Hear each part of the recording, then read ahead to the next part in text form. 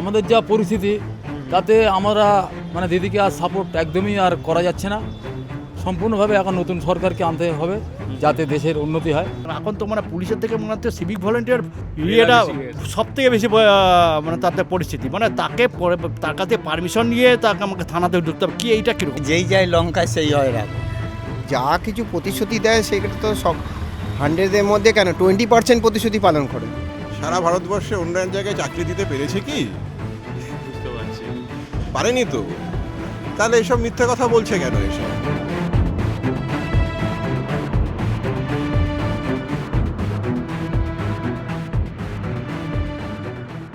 যে তারা এলে সপ্তম পে লাগু হবে, বেতন বৃদ্ধি হবে, ডিএ বৃদ্ধি হবে, তারপর অন্যদিকে নারী নিরাপত্তা নিয়ে এত কথা বলছেন, সেইগুলো নিয়ে আপনার কি মত? না না ঠিকই আছে, নারী নিরাপত্তা তো দিদি তো মানে যা অবস্থা করেছে, তিনি ধরুন কোনো মেয়েদের স্বাধীনতা যেরকম ছেলেদেরও স্বাধীনতা, এটা হচ্ছে আমাদের সাংবিধানিক অধিকার, সেখানে দিদি বলছে 8টার পরে বার হবে না।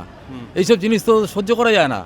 এটা কিভাবে বলে, একটা মেয়ে যখন ধর্ষিত হয় তখন সেখানে গিয়ে তার টাকার অফার করা হয় যাতে সে বেশি সংবাদ মাধ্যমে এইসব জিনিসগুলো প্রচার যাতে না হয়। এগুলো কি জিনিস হচ্ছে আজকের যে এই জিনিসটা হচ্ছে, এর যে কোনো প্রতিবাদ সেটা কিন্তু একদমই হচ্ছে না। সে নিজের লোক হলেও হলেও বিশেষ করে আমাদের এটা চিন্তা করতে হবে, যিনি মুখ্যমন্ত্রী হয়েছে, সবথেকে বড় জিনিস চিন্তা করতে হবে যে আজকের যে পিতামাতা যেরকম তার ছেলেকে মানুষ করে, সবথেকে বড় জিনিস হচ্ছে আমি যদি ছেলেকে বেশি নাই দেওয়া হয়, সে ছেলে পরে কিন্তু বিরাট ক্ষতি করবে।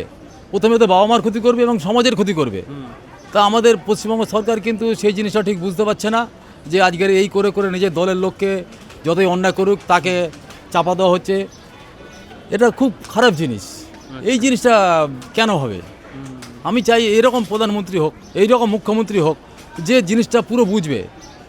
কিন্তু সে তো অন্যরকম দেখছি, একদম এসব জিনিস চলে না। বিশেষ করে মানে কোনো শিল্প নেই, শিল্প ছাড়া কী করে বাজারে উন্নতি হবে? তিনি কিন্তু একবারও বলছে না যে শিল্প দরকার, এর দরকার। এটা কী ধরনের জিনিস হচ্ছে? আজকে শিল্পটাকে তাড়িয়ে তো দিদি এসছে, তাকে তো শিল্প করা উচিত ছিল, কিন্তু সেদিকে তো একদমই কিছু হলো না। মানে একদমই যা দেখছি, ইনি এখন উল্টোপাল্টা কথা বলছেন, মানে একদমই আর মানুষের বিশ্বাস অর্জন আর কিন্তু নেই দিদির ওপরে, যা দেখছি এখন।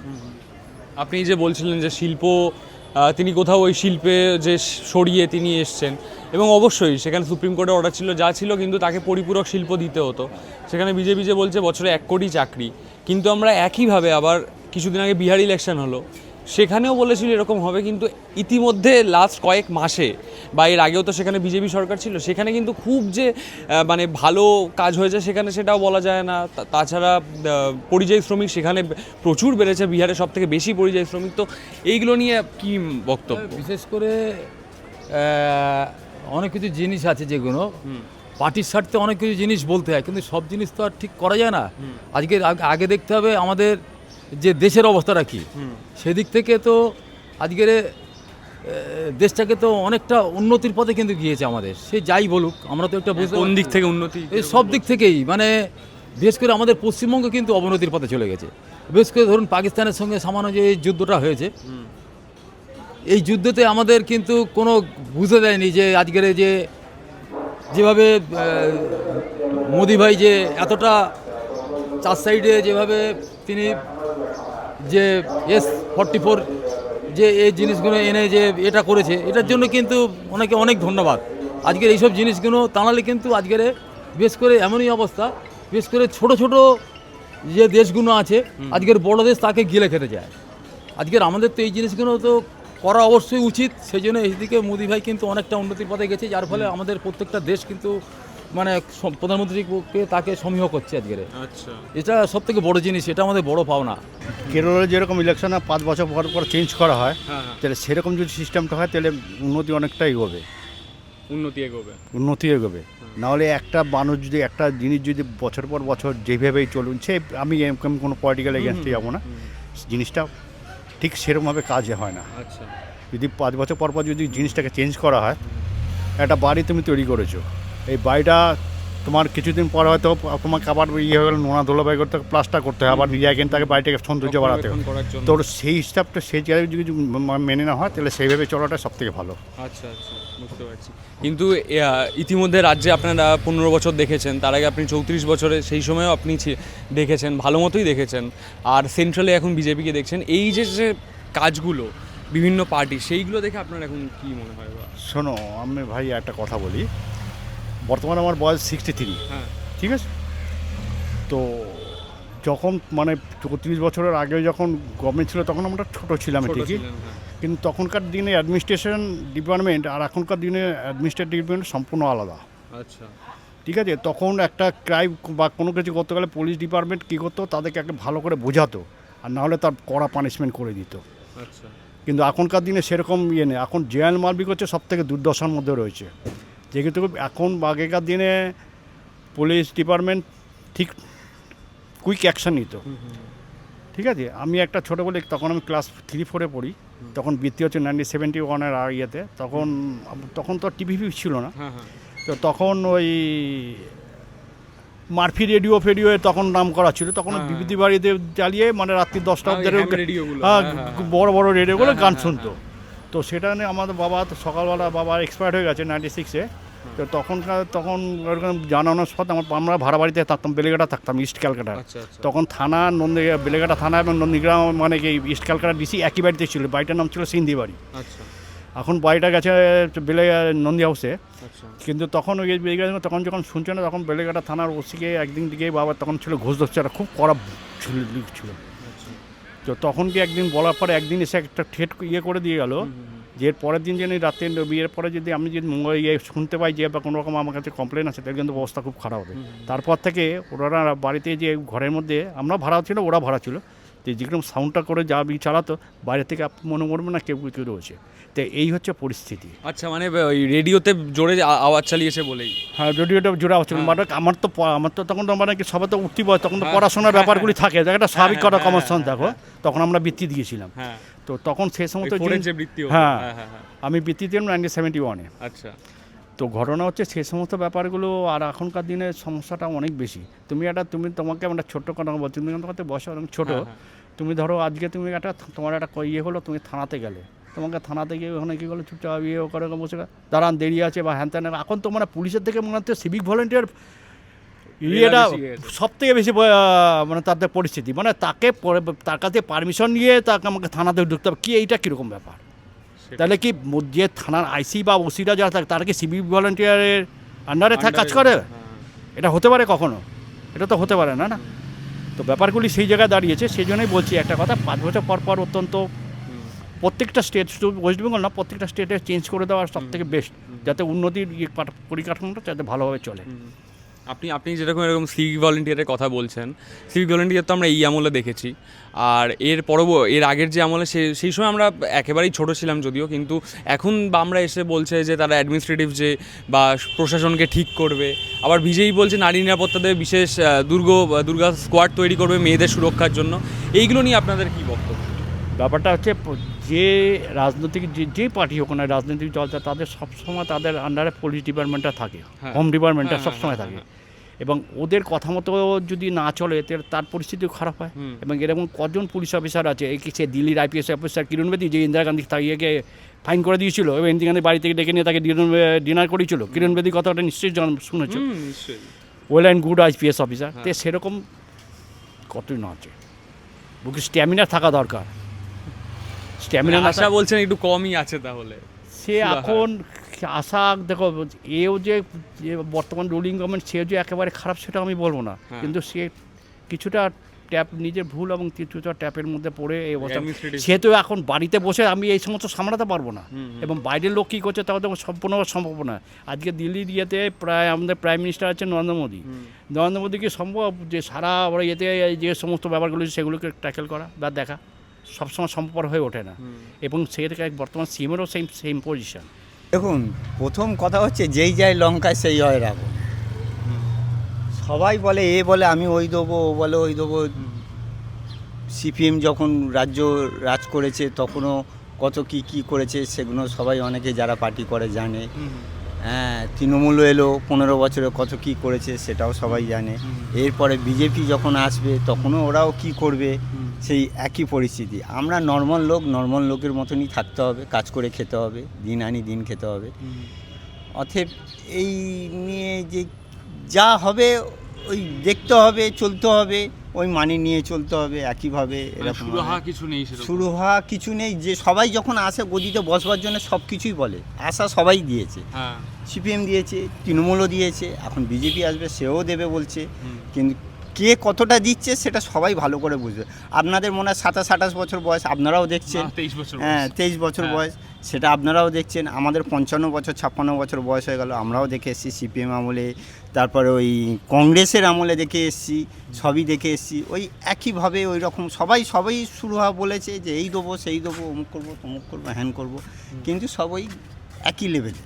আচ্ছা, কাকে কোন কী ব্যাপারটা বলবো, যেই আসছে সেই ওই একই ঘটনা বলছে যে আমি এটা দেবো, ওটা দেবো, সেটা দেবো, চাকরি হবে। তৃণমূল যখন এসেছিলো তখন বলেনি, অনেক কিছু বলেছে। হ্যাঁ, বিজেপি কর্মসংস্থান হবে, কর্মসংস্থান, বড় বড় শিল্প শিল্প হবে, আসবে। এই হবে হ্যাঁ। সেই হবে। তারপরে কত কি হচ্ছে সেটা আপনারাও দেখছেন, হ্যাঁ। আমিও দেখছি। এরপরে আমরাও যখন মানে এ হয়ে যাবো, আরও বৃদ্ধ হয়ে যাবো, তখন আপনারাও দেখবেন বিজেপি এলো, হয়তো চাকরি দেবো, এই দেবো, সেই দেবো, সেও আসবে, সেও। তখন তো রাজ্যও থাকবে, সেন্ট্রালও থাকবে বিজেপির হাতে, তখন বিজেপিও কতটা কি করবে সেটাও যদি যেতে। হ্যাঁ। হ্যাঁ, সেই হচ্ছে ব্যাপার। আর কি বলার আছে। তবু এখন 2026-এ দাঁড়িয়ে, যেখানে 10 দিন আর ভোটের বাকি নেই, সেখানে আপনারা কোন দিকে দেখুন, আশাটা বেশি? একটা কথা হচ্ছে, সিপিএম রাজ্য চালিয়েছে 34 বছর। 34 বছর। আচ্ছা, তৃণমূল 15 বছর 15 হয়ে বছর। গেছে। আচ্ছা, এবার বিজেপিকেও একটা চান্স দেওয়া উচিত। আচ্ছা, কেন, সবাই চালিয়েছে, সবাই এ করছে, চলুক, এবার বিজেপিও একটু চলুক, দেখা যাক কি হয়। সবাই তো চালাচ্ছে আস্তে আস্তে। হুম, হুম। কংগ্রেসও চালিয়েছে, হুম, হুম। সিপিএম, কংগ্রেসের পর সিপিএম এসছে, সিপিএমও চালিয়েছে, সিপিএম পর তৃণমূল চালিয়েছে, তৃণমূল পর বিজেপি আসছে, তাকেও একটু চান্স দেওয়া দরকার। আচ্ছা, এই যে আপনি বলছেন যে বিজেপিকে চান্স দেওয়া দরকার, এখন তো কেন্দ্রে বিজেপি আছে, সেই সময় আমরা কেন্দ্রের যেই ধরনের ব্যবস্থাপনা আমরা দেখেছি, যে দিল্লিতেই একিউআই নিয়ে, আবহাওয়া নিয়ে যে এত সমস্যা, তারপর ইন্দোরে জল খেয়ে এতগুলো মানুষ মারা গেলেন, সেখানে কৈলাস বিজয়বর্গী এই ধরনের কথাবার্তা, মিডিয়াকে যে ঘন্টার মিডিয়া এই সমস্ত বলে তাড়িয়ে দেওয়া, এই সমস্তও তো দেখেছি। সেখানে দাঁড়িয়ে কেন আপনাদের মনে হয় যে বিজেপি এলে কোথাও একটা মানে তাদের একটা সুযোগ দেওয়া উচিত, এটা কেন মনে হয়? দেখুন, সবাই যখন একটু করে চান্স পেয়েছে, আমি মনে করি একটুখানি বিজেপিও আসা দরকার। যে আসুক বিজেপি, সবাই তো পেয়েছে। হ্যাঁ, এরাও দেখা যাক না কীরকম কী চালায়, নাহলে পাল্টে যাবে। সিপিএমকে যেরকম তৃণমূল উল্টে দিল, আবার তৃণমূল উল্টে দিয়েছে, এবার বিজেপিকে উল্টাবার মতো তখন আবার কোনো আসবে, যদি এসে করে হয়ে যাবে। এখন কদিন চালিয়ে দেখুক। আচ্ছা, এবার পাবলিকের হাতে সব কিছু, উল্টাতে সময় লাগবে না। আমার মতে এই মুহূর্তে মেন এজেন্ডা হওয়া উচিত বিজেপির মতো একটা দলকে বাংলায় আসা থেকে আটকানো, এবং তার জন্য যেখানে যেই প্রার্থী স্ট্রং বিজেপি ছাড়া, পুরো ভোটটা তার দিকেই যাওয়া উচিত। আচ্ছা, দল না দেখে, হুম, সেটা যদি তৃণমূলও হয়, কেউ যদি বামপন্থী ভোটারও হয়, তার যদি মনে হয় যে এখানে তৃণমূলই জেতার চান্স বেশি, কারণ এসআইআরটা করে যে অবস্থা করেছে, কালকে জয়মাল্য বাগচিও একই কথা বলেছে যে 15% ভোটার নেই, সেখানে 2%-এ ফয়সালা হয়ে যেতে পারে। সুতরাং যেই প্রার্থী স্ট্রং, যার জেতার চান্স বেশি, তার দিকেই ভোটটা যাওয়া উচিত, যেটা আমার মনে হয়। মানুষ কি ভাবছে তো জানি না, হ্যাঁ, হ্যাঁ। মানে আমার মনে হয় সেটাই। আর এই যে আশপাশে আমরা যখনই গ্রাউন্ডে বেরোই না কেন, বা যাদের সাথেই কথা বলি না কেন, এটা বিভিন্ন পার্টির তরফ থেকে তারা প্রায়ই বলে থাকেন যে এই তৃণমূল আর বিজেপির একটা সেটিং আছে, এদের একজনকে ভোট দেওয়া না আরেকজনকে মানে বকলমে ভোট দিয়ে দেওয়া। সেটিং তো কিছু একটা আছেই, কারণ না হলে আজকে এই এত ইডি সিবিআই, কিন্তু একটা নেতারও কিন্তু কোনো শাস্তি হচ্ছে না, কাউকেই জেলে ঢোকাচ্ছে না। যাদেরকে ঢুকিয়েছিল ঠিক দেখুন, হিসেব করে ভোটের আগে সবাইকে ছেড়ে দিয়েছে। সবাই বিচারাধীন এখনো। বিচারাধীন, কিন্তু তারাও হ্যাঁ। আছে, তারা ভোটের কাজ হ্যাঁ, করছে, তারা সবই ভোটে করছে, দাঁড়িয়েওছে। হ্যাঁ, সুতরাং সেটিং তো আছে। আর একটা জিনিস যেটা আপনি খেয়াল করবেন, যে আজ অবধি কোনো রাজনৈতিক দল অন্য রাজনৈতিক দলের নেতাদের বিরুদ্ধে কোনো অ্যাকশন নেয়নি। আজ অবধি বলতে পারবেন কোনো নেতার খুব বড় শাস্তি হয়েছে, দৃষ্টান্তমূলক শাস্তি হয়েছে কোনো নেতার? এটা নেই, আমাদের ভারতবর্ষে তো হয়নি। হুম সুতরাং এইসব সেটিং তো থাকবেই, হুম হুম। কিন্তু আমাদের জন্য এই বিজেপির মতো পার্টি আমার মনে হয় বাংলায় ঠিক নয়। যারা এরমভাবে প্ল্যান করে দাঙ্গা বাঁধাবার চেষ্টা করছে, যারা নিজেদের জায়গাগুলোতেই কিছু সিকিওর করতে পারেনি, হুম। তারা ভুলভাল এসে কমিটমেন্ট দিচ্ছে। সুতরাং তার থেকে এরাই বারবার এই যে পরিযায়ী শ্রমিক নিয়ে কথা বলছে যে এলে পরিযায়ী শ্রমিক বাংলায় কমবে, বাংলায় নাকি 1 কোটি চাকরি হবে। সারা ভারতবর্ষে অন্য এক জায়গায় চাকরি দিতে পেরেছে কি? বুঝতে পারছি, পারেনি তো। তাহলে এসব মিথ্যে কথা বলছে কেন এসে এখন? বুঝতে পারছি। তাহলে এখানে এসে এইসব মিথ্যে কথা কেন বলছে? হুম হুম। তারা সেন্ট্রালে ক্ষমতায় আছে, তারা কিছুই করতে পারছে না, তারা শুধু আমেরিকার পা চেটে যাচ্ছে। আজকে একটা তেল কিনতে গেলেও আমাদের আমেরিকার পারমিশন নিতে হচ্ছে কার কাছ থেকে আমরা তেল কিনবো। তারা এখানে এসে সব মিথ্যা কথা বলে যাচ্ছে কেন? এখন মানুষ যদি খায়, বিশ্বাস করে, বিশ্বাস করবে। বুঝতে পারছি। কিন্তু ওই শহর কেন্দ্রিক যে ভোটাররা, তাদের মনে ওই যে দ্বিধাটা এখনো তাহলে আছে যে বিজেপিকে মানে আনা যাবে না বা এরকম কিছু কম বেশি। কিছু লোক কম বেশি আছে। এখন ব্যাপারটা হচ্ছে ভোটের ফয়সালা তো শহরে হয় না, হ্যাঁ ভোটের 70% ফয়সালা তো হয় গ্রাম। পুরোটাই গ্রামে, হ্যাঁ যেখানকার বেশিরভাগ মানুষই হচ্ছে অশিক্ষিত। আপনি যদি সিপিএম এর কথা বলেন, তারা কেন তাদেরকে শিক্ষিত করে তোলেনি? তারা তো 34 বছর সময় পেয়েছিল। হুম শিক্ষিত ভোটার কেন তৈরি করেনি গ্রামের দিকে? কেন তাদেরকে অশিক্ষিত করে রেখেছে? সুতরাং তাদেরও মেন ব্যাপারটা হচ্ছে তাই, হুম। সেই হীরক রাজার ডায়লগ, এরা যত বেশি শেখে তত বেশি জানে, তত কম মানে। কিন্তু একদিকে আপনি এই যে বলছিলেন যে তৃণমূলকে মানে বিজেপিকে আটকাতে তৃণমূলকে কোথাও ওটাই আজকের দিনে মেন এজেন্ডা হওয়া উচিত, হ্যাঁ, যেটা কি- আমার মনে হয়। সেই প্রতিশ্রুতিটা পালন করা দরকার আছে। আগের থেকে কি এখন তাহলে অবস্থা কি খারাপ হয়েছে আপনার মতে? যেমন অ্যাজ ইট ইজ ছিল তেমনই চলছে, আচ্ছা নাথিং, কিছু চেঞ্জেস কিছু হয়েছে বলে আমার মনে হয় না। কোনো দিক দিয়ে হ্যাবক কিছু যে উন্নতি কিছু হয়েছে বলে মনে হয় না, না স্বাস্থ্য না শিক্ষা সবেতেই এই স্টেটে। আচ্ছা, কিন্তু আমরা তো এই যখন সেন্ট্রালি আলাদা কথা। সেন্ট্রালে আপনারা কি ভাবছেন? সেন্ট্রালি ঠিক আছে, বিজেপি যেটা চলছে, বিজেপির মোটো বা বিজেপি যে সমস্ত প্রিন্সিপাল বা টার্গেট নিয়ে এগোচ্ছে সেটা ঠিক আছে, ঠিক আছে, সুদূর প্রসারী হিসাবে ঠিক আছে। আচ্ছা। কিন্তু স্টেট ওয়াইজ দেখা যাক বিজেপি যদি আসে, এখন বলা যাচ্ছে না। এই যে বিজেপি বলেছিল যে বিহারে কিছুদিন আগে আমরা ইলেকশন দেখেছি, সেখানে তারা যদি সরকারে আসে পরিযায়ী শ্রমিক কমবে। এবার পরিযায়ী শ্রমিক তো কমেও নি, এর আগেও তারা বিহারে সরকারে ছিল, তো সেখানেও তখনও বিজেপি বলছি পরিযায়ী শ্রমিক একটু সরে আসুন, পরিযায়ী শ্রমিক যে কমেছে এরকম নয়। তো সেইগুলো নিয়ে বাংলায় এখন আপনারা ওই তো বললাম যে প্রতিশ্রুতি, ভোটের আগে অনেক কিছুই প্রতিশ্রুতি দেয়, কিন্তু ভোটের পর সেই আলটিমেট যাকে তাই সেই তিমিরেই রয়ে যায়। সেই হিসাবে বাংলায় ওই প্রতিশ্রুতি দেবে, ভোট হয়ে যাবে, ভোটের পর ভোটে আবার সংখ্যাগরিষ্ঠতা অর্জন করে সরকার গঠন করবে, আবার সে প্রসিডিওর শুরু হবে, প্রতিশ্রুতি থেকে যাবে। আচ্ছা, শুধু ওটা খাতা কলমই থেকে যাবে। আমার তো তাই মনে হয়। আলটিমেট সব পার্টি মোরাললেস একই। আর এখন এই মুহূর্তে বর্তমানে পশ্চিমবঙ্গে তৃণমূল সরকার শাসন ব্যবস্থা বা সব কিছু নিয়ে আপনার সার্বিক মত কি? সার্বিক মত, এতদিন তো ওরা রাজত্ব করেছে, এবার ওদের বিজেপিকে একটা চান্স দিয়ে দেখা যেতে পারে। আচ্ছা, কেন বিজেপি ভাবছেন? এই এত চারপাশে করাপশান, দিদি রাজত্বে তো অনেক কিছু দেখা গেল, শিক্ষা থেকে স্বাস্থ্য থেকে গরুচুরি থেকে সবই তো দেখা গেল। আপনি এখন কি করেন, চাকরি? হ্যাঁ, আমি আরও প্রফেশনে আছি। আচ্ছা আচ্ছা, তো এখন তাহলে বাজারের অবস্থা কীরকম আপনি যতটা দেখেন? এখন বাজারের অবস্থা, এখানকার ইয়ং জেনারেশনের তো সব এই স্টেট ছেড়ে অন্য স্টেটে চলে যাচ্ছে। এটা যে এই স্টেট যদি ভালো হতো তাহলে নিশ্চয়ই ওখানে যেত না। সেই হিসাবে এখানে শিল্প আনতে হবে, শিল্প না আনলে নতুন কিছু পথ খুলবে বলে আমার মনে হয় না। দিদি তো বলছে যে তারা যদি সরকারে আসে নাকি শিল্প আনবে। সে তো অনেক 15 বছর ধরেই বলছে, তো এসছে কি? সেটাই। প্রতিশ্রুতি আর প্রপার করার মধ্যে অনেক পার্থক্য আছে। আর এই যে আশপাশে জুট মিলগুলো, হাইওয়ের ধারে যত জুট মিল ছিল সেগুলো বন্ধ হচ্ছে, বা আমরা সেখানে দাঁড়িয়ে বলছে সেই সময় তো মানে তাদের সময় তো তাদের আমলে বন্ধ হয়নি, তো এখন বন্ধ হচ্ছে, তো মানুষ কি তাদের উপর ভরসা রাখবে? আমার মনে হয় না কেন? যে ভরসা রাখবেন। এ কোথায় নতুন কিছু করব সেই ভাবনা বা প্রচেষ্টা কোথায়? প্রচেষ্টা কম। অবশ্যই কম। আচ্ছা, সেই হিসাবে নতুন কিছু আসছে কিছু? তাহলে সেখানে দাঁড়িয়ে আপনি বিজেপিকে কেন এগিয়ে রাখছেন? আমি কি বললাম, একটা চেঞ্জেসের দরকার আছে, পরিবর্তনের দরকার। আমি কিন্তু পার্টি হিসাবে বিজেপিকে আনার জন্য বলিনি, আমি বলেছি পরিবর্তন আনার দরকার। পরিবর্তনের দরকার।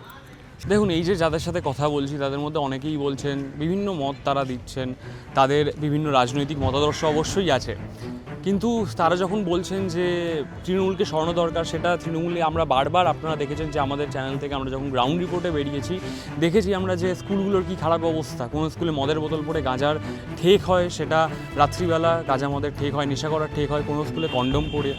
অন্যদিকে স্বাস্থ্য ব্যবস্থার এতই করুণ অবস্থা যে প্রাথমিক স্বাস্থ্যকেন্দ্রগুলো পর বন্ধ হয়ে যাচ্ছে, মানুষকে 1.5 ঘন্টা 2 ঘন্টা 3 ঘন্টা হেঁটে বা তারা কিছু একটা রাত্রিবেলা কিছু একটা যানবাহন ধরে তাদের 3 ঘন্টা দূরে একটা হাসপাতালে যেতে হচ্ছে।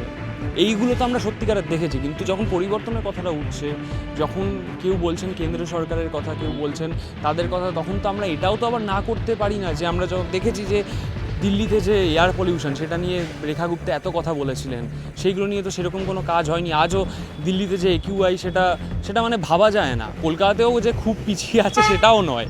তাহলে আমাদের বেরোনোর রাস্তাটা কোথায়? সাধারণ মানুষ কিন্তু এখানে দাঁড়িয়ে অনেকটাই পাজেলড, যেটা এতক্ষণ আপনারা দেখলেন যে কথাবার্তা বলে, যে সাধারণ মানুষ কিন্তু সত্যিকারেরই পাজেলড। তারা যে কী করবে, কোন পথে তারা সুরাহাটা পাবে, কেউ জানে না।